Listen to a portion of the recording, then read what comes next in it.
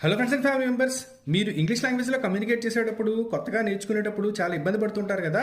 మీ అందరి కోసమే ఈ రీల్ అనమాట. 30 చిన్న చిన్న వాక్యాలతో మీరు ఇంగ్లీష్ని సులువుగా మాట్లాడడం మొదలు పెట్టేస్తారు ఈ రీల్ చూడడం ద్వారా. ఇవన్నీ కూడా స్మాల్ ఇంగ్లీష్ సెంటెన్సెస్. కొత్తగా ఇంగ్లీష్ నేర్చుకుంటున్న వారు వీటిని ఉపయోగించడం ద్వారా మీరు యాజ్ యూజువల్గా ఇంగ్లీష్ మాట్లాడుతున్నారనే భావన వినేవాళ్ళకి వస్తుంది. ఇప్పుడు చూడండి, దీనిని విసురు అనడానికి ఇంగ్లీష్లో త్రో ఇట్ అంటారు. నీ వంతు అనడానికి యువర్ టర్న్ అంటారు. కింద పెట్టు అనడానికి పుట్ డౌన్ అని అంటాము. మరలా చదువు అనడానికి రీడ్ అగైన్ అని అంటాము.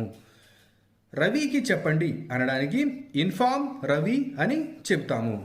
నన్ను చెల్లించనివ్వండి అనడానికి లెట్ మీ పే అని చెప్తాము.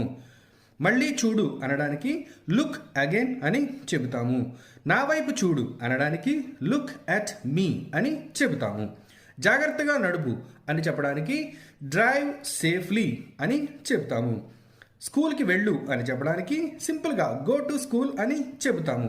లీవ్ మీ నన్ను వదిలే అని చెప్పడానికి లీవ్ మీ అని చెబుతాము. దానిని చూపించు అనడానికి షో మీ దాట్ అంటాము. దీనిని అంటే షో మీ దిస్ అని మీనింగ్ అనేది ఇక్కడ వస్తుంది. నాకు ఇంకొంచెం చెప్పు అనడానికి టెల్ మీ మోర్ అని చెబుతాము. ఆన్ చెయ్యి అంటాం కదా, టర్న్ ఇట్ ఆన్ అంటాము. ఆఫ్ చెయ్యి అంటాకి టర్న్ ఇట్ ఆఫ్ అంటాము. ఈ దారిలోకి రా అనడానికి కమ్ దిస్ వే అంటాము. దగ్గరగా చూడు అనడానికి వాచ్ క్లోజ్లీ అంటాము. నవ్వడం ఆపు లేదా ఆపండి అని చెప్పడానికి స్టాప్ లాఫింగ్ అంటాము. డోర్ని పట్టుకోండి అంటాకి హోల్డ్ ద డోర్ అంటాము. గట్టిగా అరవద్దు అని చెప్పడానికి డోంట్ ఎల్ అని చెప్పాలి. క్యాండిల్ వెలిగించండి అనడానికి లైట్ ద క్యాండిల్ అంటాము. డోంట్ లై అంటే అబద్ధం చెప్పొద్దు అనడానికి డోంట్ లై అని చెబుతాము. త్వరగా పద, త్వరగా కదులు అంటానికి మూవ్ క్విక్లీ అని చెబుతాము. కార్లోనే ఉండు అని చెప్పడానికి స్టే ఇన్ ద కార్ అని చెబుతాము. కలగజేసుకోవద్దు అని చెప్పడానికి డోంట్ ఇంటర్ఫియర్ అని చెబుతాము. నా వల్ల కాదు అని చెప్పడానికి ఐ కాంట్ అని చెబుతాము. మర్యాదగా ఉండు అని చెప్పడానికి బీ పొలైట్ అని చెబుతాము. దూరంగా వెళ్ళు అంటానికి గో ఫార్ అని చెప్తాము.